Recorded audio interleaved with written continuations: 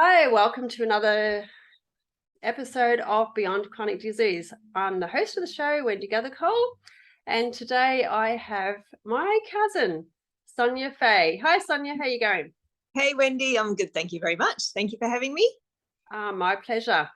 So if you have been listening to the show over the last week, this week I'm doing a special on Suicide Prevention Week, and I decided to get my Access Bars practitioners together to discuss how access consciousness and running bars has impacted on their life, because it helped me with the overwhelm that I was that had overcome me late last year.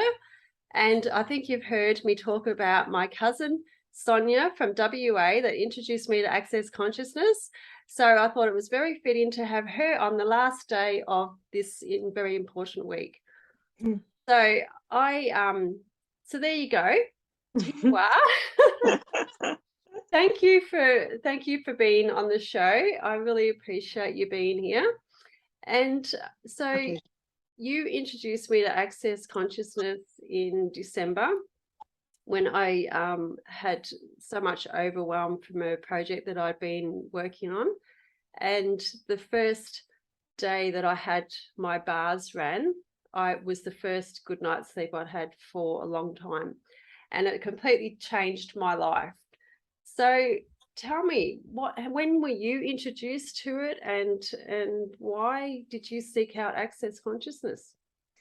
I'd had a friend of mine who had invited us to a spiritual development night, and they were doing lots of different things. Access consciousness was one of them.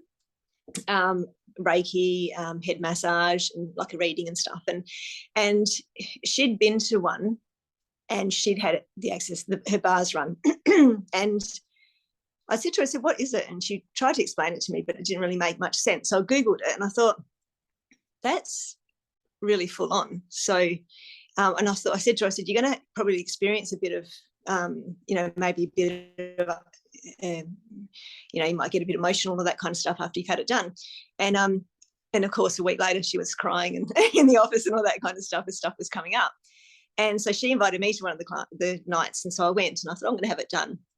And it was only like a 20-minute session and things, and I chatted to the lady the whole time, and I knew it had done something, but I wasn't really sure. And then we went to a spirit fair, like a place in Joondalup, and they had a store there. So I grabbed a brochure, and I thought, I'm going to have a look into it, because I wouldn't mind learning more about it. And then one night, probably a few months later, I think that was in June, in about August, I found the brochure, and I was going through a bit of an upheaval in my life, and I thought, I might have to look into this, because this could be something for my future. So I contacted the lady. In September, I did the course, and I remember normally when I have like massage or Reiki or anything like that, I lay there and my mind goes 100 miles an hour. So I was laying there. As soon as the girl put her hand on my head, that was it. I couldn't think of anything. I was just gone. And I thought, wow, this is incredible. So of course, on the training, you have 2 sessions. So you receive and you give 2 sessions. By the time I left, like, I couldn't have run if I had to. Like, I was just that zoned. I was that calm and that peaceful. I got in my car and I thought, I've got to set up a business. I've got to set up my bank accounts. This is it. And it's the only thing I've ever done where I've thought I can do this straight away. Like, when I've done like tapping and Reiki and things like that, I thought, I've got to practice. But the bars were just something that I thought, no, I can do this. And I started treating people straight away. And yeah, the thing that I think, and this might sound petty or not relevant at all, but when I got home that night, I was thinking to myself, my natural thought was, I better hurry up and do this. And then I thought, hold on a minute, I don't have to hurry and do anything. And then, I better do this. Actually, no, I don't better do anything. It was like an awareness of this stuff that I've been saying, that I always say. I don't have to say anymore, because that was not I didn't need to do that anymore. You know, and it's been a long. I mean, I think that was September last year, and now I did do it quite a bit, and then I stopped doing it because I got into something else, like a meditation that I was doing, and that kind of took me away from the tools of Access. But about 3 weeks ago, I did the facelift class, and it's just got me back in form, you know, and I'm the tools I'm using all the time, and I feel good. Like I wasn't feeling good, I feel really good, which for the first time in a few months. So it's excellent. And I find the Access tools that, you know, empowering you to know that you know, that's a mantra with Access. And it's just also everything, all of life comes with ease, joy and glory. And it doesn't mean that you don't have a crap day. You can have a crap day, but you just have a different approach to it. I found, like, you know, moving downsizing from a 5-bedroom home to 1-bedroom sort of granny flat in the last 6 weeks and having to build and so forth. I think I've told everyone I've laughed more in the last 6 weeks than what I have in my whole life, really, because, you know, there's always a drama every day. Oh, this is wrong or that's wrong. It's like, well, what else is possible? You know, that's one of the questions of Access, and that's what I really love. But when you said about, you know, you don't have to do that. Yeah, we're always in this, oh, I should be doing this or should be doing that, which is such a disempowering word anyway. And then when you see other people doing things that you think you should be doing and you're not, then it creates that chaos in your mind, and you know, you get a bit down in the dumps and so forth. But yeah, with Access and running the bars, and I have explained the bars earlier on in the week, people, it's 32 points on your head, the light touch. And, you know, some people get sensation out of it, a feeling, you can feel the energy running through your head and your body. I've had that with some clients, and other people don't feel a thing. It doesn't mean that it doesn't work or not work. And sorry, my phone's dinging because I forgot to say it. I realised I forgot to do mine too, so sorry. And yeah, it's just, and like you said, Sonya, it's a modality, like, you know, we both have experienced so many different healing modalities over our time.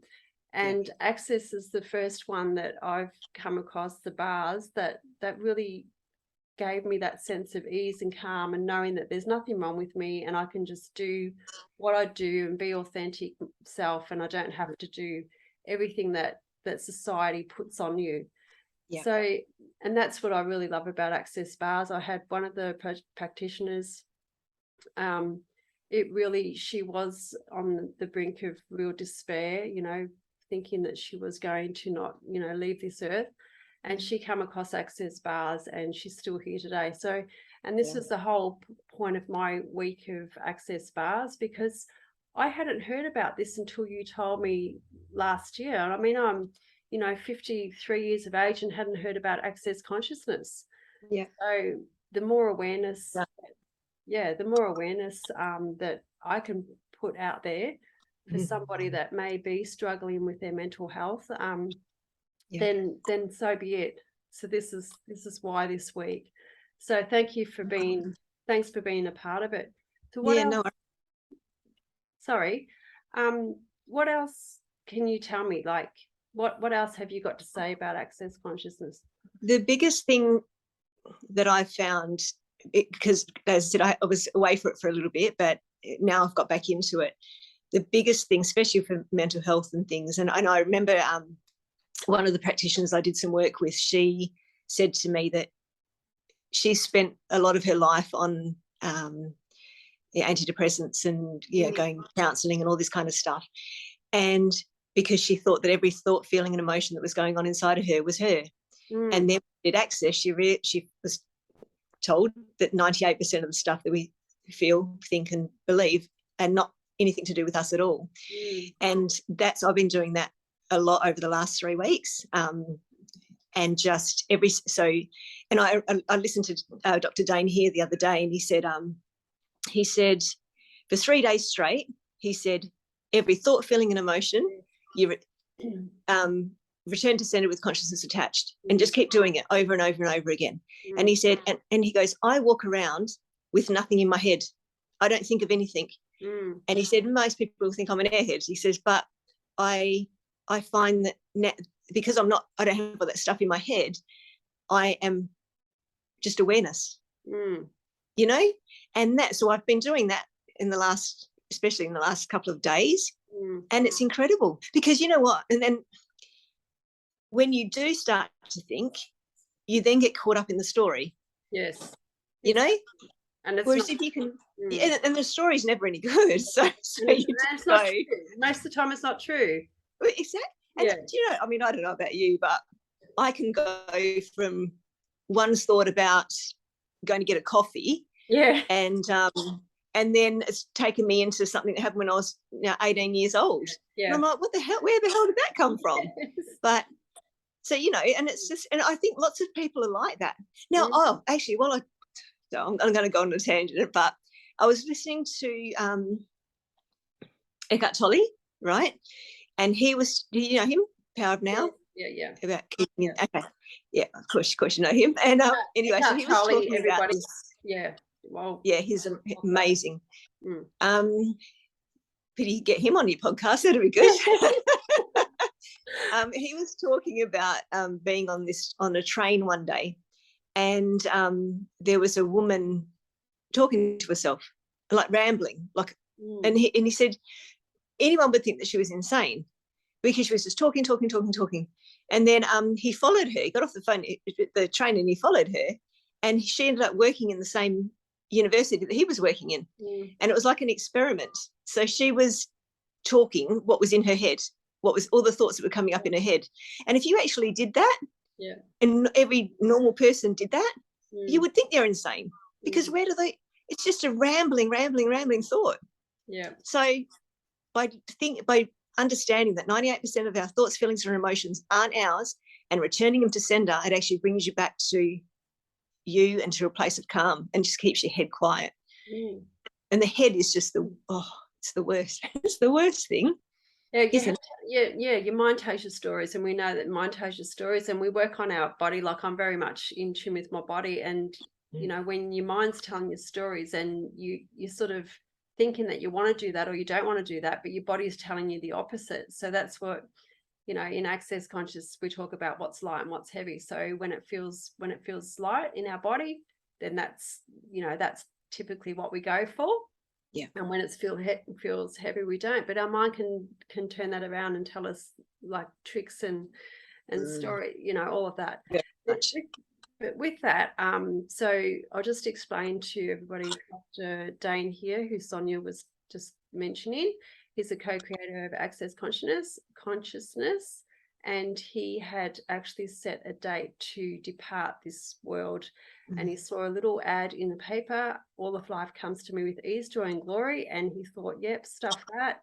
The next week he saw it and he thought there must be something in this. And then he's gone on to co-create with Gary Douglas, who's the founder of Access Consciousness. So that's who Dr. Dane here is. He's very funny. Yes. He has some really awesome stuff, as all Access Consciousness does.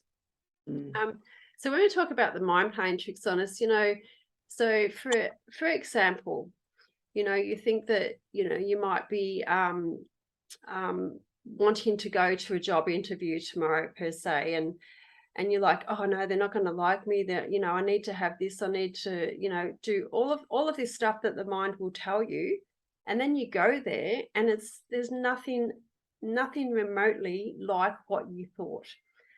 And that's what happens. We get wrapped up in what might happen, and not what is. And that's where I find, you know, with Access Consciousness and what Sonya's saying about all the thoughts, emotions and stories we tell ourselves, you know, they're not ours, and this is where our mental health can suffer, which is unfortunate. But everyone sorry. No, you go. I was just going to say, everyone has to, you know, find what fits for them though, for their health. And this is another modality that I really enjoy, really love, and find that it's really practical and works. And the reason again for this week, for this special week. So what are you going to say? Another thing that's because of the awareness that's coming, and that's probably one of the main parts of access. Even yesterday I was listening to Dane here on a book. I'm listening to Being You Change the World. Yes, I've read and that. It's fantastic. And he says, he was saying, okay, so what could you be? What if you could be whatever you wanted to be, the infinite being that you are, that kind of stuff, what would you be? And I found my first thought was, oh, what would people expect me to be? And then I thought, hold on a minute, that's limiting me by what people expect me to be. Yes. And then even today, like, that last time we did our podcast, I wouldn't have my face on YouTube. And again, and that was not because of me, it was because of what I thought people would think.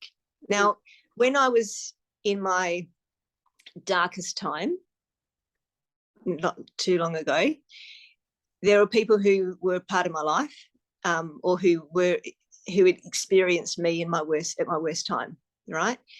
So my natural thing, and it's nice to be aware of it, but my natural thing is, okay, well, what if they saw this, or what if they heard me talking? What would they think?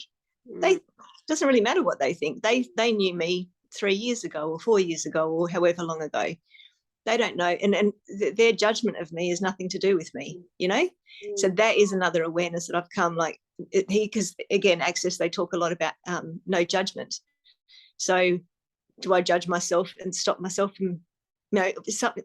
Our conversation today might help one person, and if I've helped one, if we've helped one person in this conversation, then we've done something good. Exactly. Or otherwise you just go, oh no, I better not say anything, because someone who knew me when I was 15 might think I'm a freak. Who cares? Who actually cares? And then again, they're coming there from their perception of their life, like, people judge you, they're judging themselves, not you. So it's a lot of letting go of everything we've ever thought or ever believed, and like a refresher, starting again. And we're taught, from a young age that we have to, we have to sit still. We can't, have a different answer in the classroom to what the teacher knows or expects, and so forth. And expectations is a big one too, like, especially in relationships, when you expect your child or your partner or, relative, whoever, you expect them to do something and they don't do it, then you get angry, you get frustrated and all of these things. But if you don't have any expectations upon somebody else, so that's what I've been doing most of. I've done it for a fair amount of time now, but even recently, there's so many things like what I've experienced over the last few weeks, and like having no expectations of that person, helping me in any way, shape or form, just makes it so much easier for me too. Yeah. Have all that anger and frustration and, in your mind, and thinking, well, why aren't they doing that, and so forth, because, you live from no expectation, and like you say, no judgment. But the biggest one is no judgment of us. Yes. That's the biggest one. So and that's the hardest. Like, I think I shared a post the other day, and it said, if we speak nicely to plants and they thrive, imagine what would happen if you spoke nicely to other people. And then I put on, and imagine how amazing it would be if you spoke nicely to yourself. Because we're our biggest critic. We we don't look good in that. We don't want to, who's going to want to listen to me? I'm just stupid, whatever it is. But it's all stuff that we've bought from other people, other things, other people's beliefs, or whatever. And we're not taught any different either, because we're not. No, that's the way we're taught. And I think the biggest takeaway from that is, if you have experienced some little ounce of joy or satisfaction that you've done in this world, even, you've put a plant in a pot and it's grown, and then you have a really crap day for the rest of the day, just keep going back to that real little simple thing that you experience joy in. And the more that you can say out loud how awesome you are, plant, you know, growing a little plant, or how awesome you are, you got that coffee for free today, or how, you know, Yeah.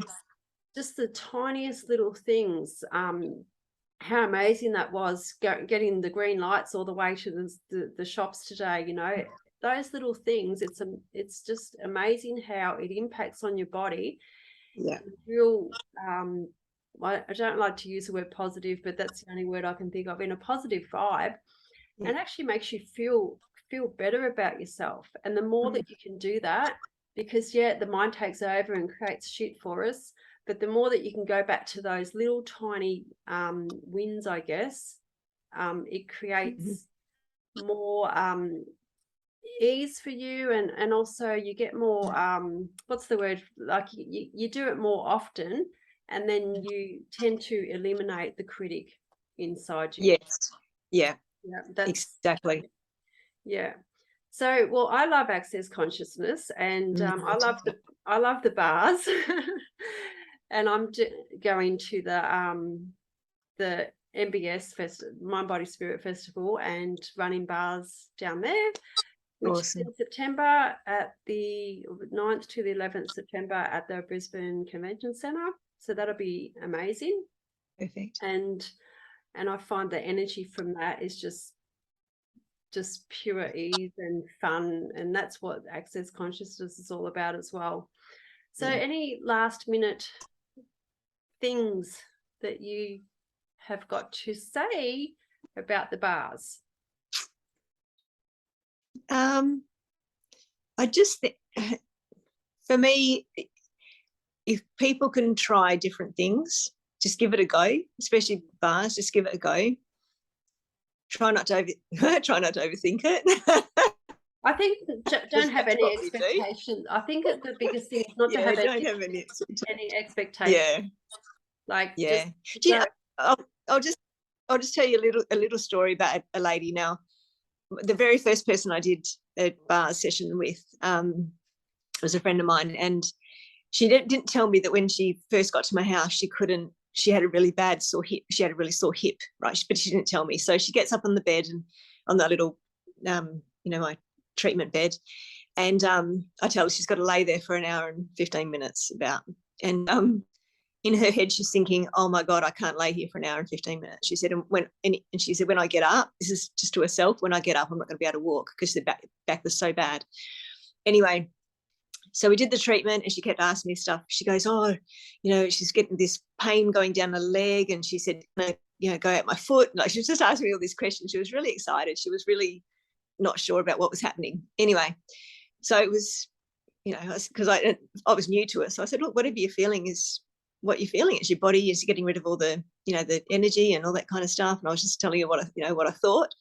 Anyway, she got off the bed at the end, and she stood up, and the look on her face, she went, I said, "What's wrong?" She goes, "I don't have any pain in my hip." And I said, "Oh, did you have pain in your hip?" And she said, "Yeah." She said, "When I got on that bed and you said I had to lay here, I thought, I'm not going to be able to walk." She said, "But it's no pain." And I said, "Oh, well, that's good. That's good." And she goes, "Yeah, it is." And then she's walking out my front door, and she's going, "I've got no pain." She goes, I don't understand." Anyway, so then she's got this little car, and she went to get in the car, and she said, "Sonya," she said, "when I get in my car, because it's so low, it hurts me." She said, "It's not hurting me."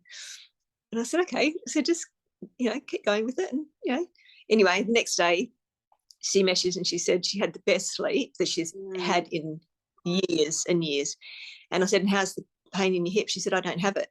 And for 2 weeks, she never had that pain in the hip until she got in contact with her mother again, because she'd had a hiatus from her mum. She got in touch with her mum. The hip pain came back. So there's something that she needs to work on there. Yeah, exactly. There's a lot, and this is again. I mean, was the pain caused by her relationship with her mother? Was it caused because she was feeling it? Like, she was, 98% she thoughts, feelings, and emotions. Were they? There's lots of stuff, but and it's not a quick and easy journey. No. I think the more you do access, though, the easier it is. because when you do lots of other healing modalities that you have to sort of deal with deal with stuff, that can be a little bit time consuming and hard. But I think with Access, it's just like they say, peeling away the layers of the onion, but just getting rid of it from the core. It just goes, and you feel good. And it's you feel good. It's in the question and all that as well. Like, it's just so good. Like, how does it get any better than this is one thing that we do. And and anyway, until you learn Access consciousness, probably none of this is going to make sense to you.